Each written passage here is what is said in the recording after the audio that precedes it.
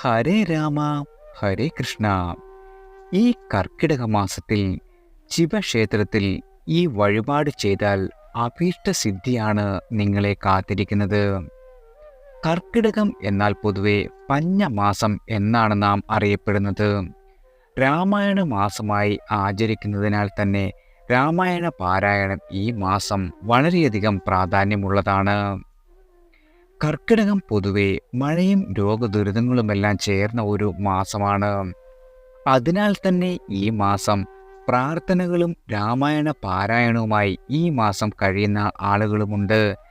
ഈ മാസം ക്ഷേത്ര ദർശനം വളരെയധികം നല്ലതാണ്. പ്രത്യേകിച്ചും ശിവക്ഷേത്രത്തിൽ. ശിവൻ മൃത്യുവിനെ അകറ്റാൻ കഴിയുന്ന ഈശ്വരനാണ്. ശിവപ്രീതി ഈ പ്രത്യേക മാസം നേടുന്നതും വളരെ ഗുണം ചെയ്യുന്നതാണ്. ശിവക്ഷേത്രത്തിൽ കർക്കിടക മാസ ദർശനം നടത്തുന്നതിനോടൊപ്പം ചെയ്യേണ്ട 1-2 വഴിപാടുകൾ കൂടിയുണ്ട്. ഇവ ചെയ്യുന്നത് ഏറെ ഗുണപ്രദാനം ചെയ്യുന്നതാണ്.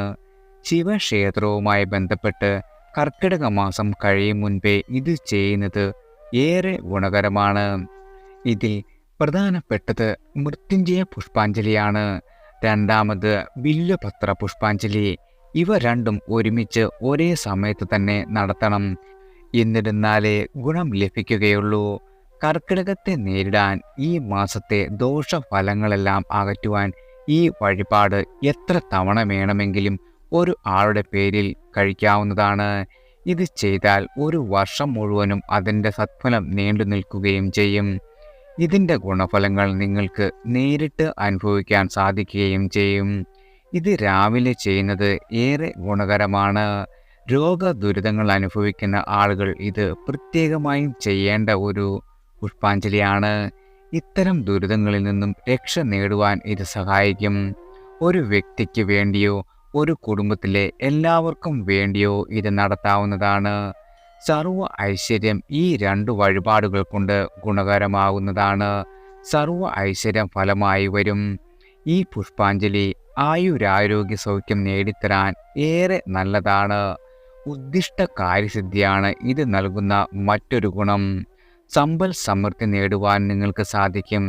ഇഷ്ടകാര്യലബ്ധി, ആഗ്രഹസിദ്ധി എന്നിവ ഈ 2 പുഷ്പാഞ്ജലികൾ ഒരുമിച്ച് നടത്തിയാൽ ലഭിക്കുന്ന ഫലം പലതാണ്. മനസ്സിൽ ഭഗവാനെ പൂർണ്ണ തൃപ്തിയോടെ നടത്തുന്നതാണ് ഗുണം നൽകുന്നത്. ശിവൻ മുഖ്യ പ്രതിഷ്ഠയുള്ള ക്ഷേത്രത്തിലാണ് ഇത് ചെയ്യേണ്ടത്. ഇത് അടുത്ത വർഷത്തെ കർക്കിടകം വരെ ശുഭഫലങ്ങളായിരിക്കും നിങ്ങളുടെ ജീവിതത്തിൽ സമ്മാനിക്കുക. മറ്റു ക്ഷേത്രങ്ങളിൽ പുഷ്പാഞ്ജലി നടത്തുമ്പോൾ ശ്രീകൃഷ്ണ ക്ഷേത്രത്തിലോ വിഷ്ണു ക്ഷേത്രത്തിലോ ഈ കർക്കിടകത്തിൽ പോയി കാര്യസിദ്ധിക്ക് വേണ്ടി ചെയ്യാവുന്ന വഴിപാടുകളുണ്ട്. അതായത് വിഷ്ണു ഭഗവാന്റെ അംശമായ ക്ഷേത്രത്തിൽ ഇത് വ്യാഴാഴ്ച ചെയ്യണം.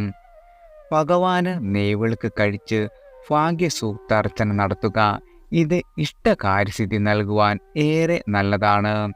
ആഗ്രഹിച്ച കാര്യം നടന്നു കിട്ടുവാൻ ഇത് ഏറെ നല്ലതാണ്. വിവാഹ തടസ്സം മാറുവാനും സന്താന ലബ്ധിക്കുമെല്ലാം ഇത് ചെയ്യുന്നത് ഏറെ നല്ലതാണ്. ഈ വഴിപാട് കഴിച്ച് പ്രാർത്ഥിച്ചാൽ നിങ്ങളുടെ മനസ്സിലുള്ള എല്ലാവിധ ആഗ്രഹങ്ങളും ഭഗവാന്റെ കടാക്ഷത്താൽ നടന്നു കിട്ടുന്നതാണ്. വിഷ്ണു ക്ഷേത്രമില്ലെങ്കിൽ ഭഗവാന്റെ അവതാര ക്ഷേത്രങ്ങളിൽ ഇത് ചെയ്താലും മതിയാകും. ഇവ രണ്ടും ചെയ്യുന്നത് ഏറെ നല്ലതാണ്. ഇതുപോലെ ഈ മാസം അന്നദാനം പോലുള്ള പുണ്യപ്രവൃത്തികൾ ചെയ്യുന്നത് ഏറെ ഗുണകരമാണ്. വലിയ തുക കൊടുക്കുവാൻ സാധിച്ചില്ലെങ്കിലും ക്ഷേത്രങ്ങളിൽ അന്നദാന വഴിപാടിനുള്ള ഭണ്ഡാരം കാണും. 1 രൂപയോ ഉള്ളുവെങ്കിലും അത് അവിടെ ഇടുക. ഈ കർക്കിടക മാസം ഈ വഴിപാട് ചെയ്യുന്നതും നിങ്ങളുടെ ജീവിതത്തിലെ കഷ്ടതകളും ദുരിതങ്ങളും മാറി ഈശ്വരൻ്റെ അനുഗ്രഹത്താൽ വളരെയധികം സൗഭാഗ്യങ്ങൾ വന്നു ചേരുവാൻ ഇടവരുത്തുന്നതാണ്.